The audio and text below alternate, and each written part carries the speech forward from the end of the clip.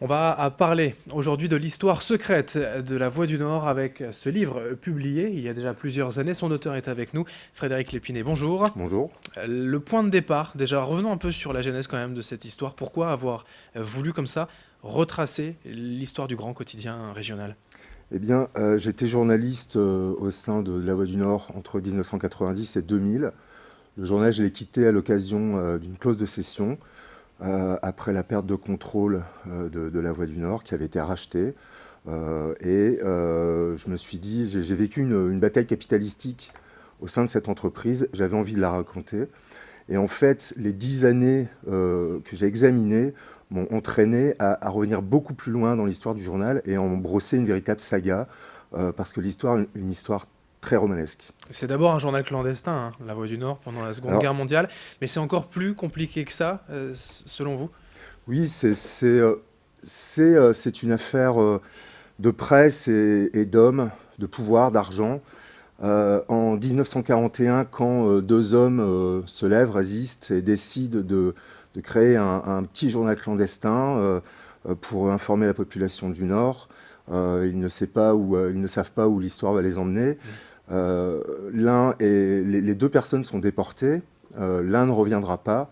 Et quand le cofondateur du journal, qui s'appelait Nathalie Dumay, qui était l'ancien maire de Bailleul, revient, un an après la libération de l'île, le journal est déjà en d'autres mains.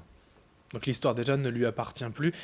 L'histoire aussi de la Voix du Nord, c'est un peu cette phrase qui est écrite sur le bâtiment de la Grand Place, défendre le travail dans la région Nord-Pas-de-Calais. Vous écrivez comme dernière phrase, vous, dans votre livre, que le journal a plutôt voulu défendre son capital, finalement défendre son argent. Ça, c'est quand même aussi une phrase forte, en fait, que vous assumez. Oui, je l'assume complètement. Alors, défendre le travail dans la région du Nord, c'est une phrase qui avait été inscrite au moment de la construction de cet immeuble sur la Grande Place de Lille. Le journal s'appelait à l'époque L'Écho du Nord. L'Écho du Nord a continué à paraître pendant l'occupation et à ce titre a été éliminé à la Libération. Les journaux clandestins ont pris la place de ce titre. Il faut rappeler une image qui est complètement incroyable aujourd'hui. Sur le balcon de la Voix du Nord, vous aviez le journal communiste Liberté qui avait affiché son titre ainsi que le marteau et la faucille. Donc la presse clandestine reprenait les anciennes entreprises de presse en 1944. Et donc défendre le travail dans la région du Nord à ce moment-là avait un véritable symbole. Dans l'histoire de la Voix du Nord, il y a plusieurs prises de pouvoir, prises de capitaux. Comment finalement ça s'est passé? Comment on est arrivé aujourd'hui à cette prise de pouvoir du groupe Rossel notamment? Alors, les 10 années que j'ai vécues à la Voix du Nord, j'ai dit, étaient une bataille capitalistique.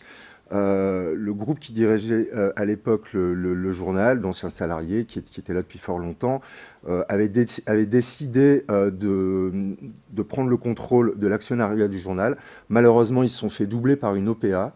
À ce moment-là, le journal a changé de main plusieurs fois au cours des années 98 à 2005. Le groupe Socpress a pris le contrôle. On se souvient aussi du groupe Dassault et Rossel, effectivement, qui est arrivé en 2005. A changé de main et selon vous a changé d'âme depuis les années 50, 60 et aujourd'hui? Bah, les médias sont quand même des entreprises qui sont destinées à faire du bénéfice, à faire de l'argent, à contrôler également en partie l'information. L'information n'est pas totalement libre. Pourquoi? Parce que justement la Voix du Nord contrôle en fait tous les autres titres de presse finalement dans la région? Aujourd'hui, ça remonte quand même il y a quelques années, le journal est en position monopolistique. Et aujourd'hui encore plus qu'hier.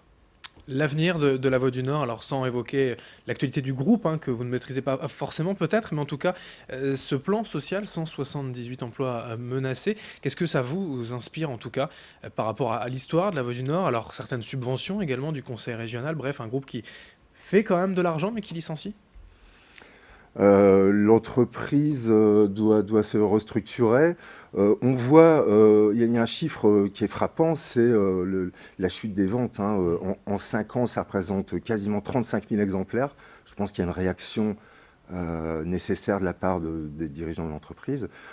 En revanche, effectivement, l'émotion du personnel, elle est très forte. L'émotion également des médias, l'information a énormément circulé. Maintenant, j'ai un petit peu de mal à voir ce qui va se passer. Il faut attendre le plan qui sera annoncé mardi 10 janvier.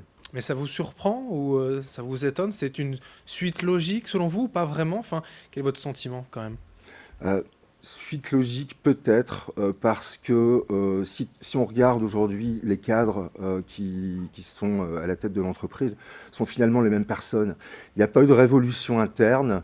Ils ont également dû faire face évidemment à l'arrivée de l'Internet. Hein. Aujourd'hui, pour 30 euros, ce qui est à peu près le coût d'un abonnement pour la Voix du Nord, on a environ 150 chaînes de télé. Les gens font des choix dans la manière de consommer l'information. Ce qui m'inquiète un petit peu quand même, c'est le fait de plus avoir de médias véritablement indépendants dans la région. Les aides, je pense que le message qui sera à La passer, Voix du Nord pour vous n'est pas indépendante à cause justement des actionnaires et de ce groupe qui contrôle? écoutez, quand on accepte énormément de subventions publiques, il y a des liens qui sont très forts. Hein. Et les subventions ne sont pas seulement pour mener le rachat de votre concurrent, par exemple le WEO, mais c'est aussi des annonces légales, c'est aussi des aides différentes qui représentent à peu près, je crois, en 2014 pour la Voix du Nord, 2,5 millions d'euros sur l'année. Mais si on regarde sur l'ensemble de la presse, c'est l'équivalent de 250 millions d'euros qui sont attribués à environ 200 journaux en France. Pour finir, selon le lectorat de la Voix du Nord, qui, on l'a dit, donc se délite petit à petit finalement, est-ce que le journal n'a pas perdu du crédit par rapport aux années 60, 70 et un certain âge d'or? Non, je veux dire, la consommation de l'information est différente aujourd'hui, tout simplement. Il y avait peut-être plus de journaux à disposition du public, mais du crédit, je ne sais pas. Bien. Eh bien, merci sur cette interrogation. Frédéric Lepinet, donc d'être venu aujourd'hui avec nous pour parler notamment de cet ouvrage que vous avez signé, La Voix du Nord, l'histoire secrète, ce qu'il faut lire et ce qu'il faut savoir avant de lire le journal. Merci d'être venu aujourd'hui sur Grand Lille TV. Merci. Merci à vous de nous avoir suivis. Dans un instant, la suite, l'info au trafic et la météo.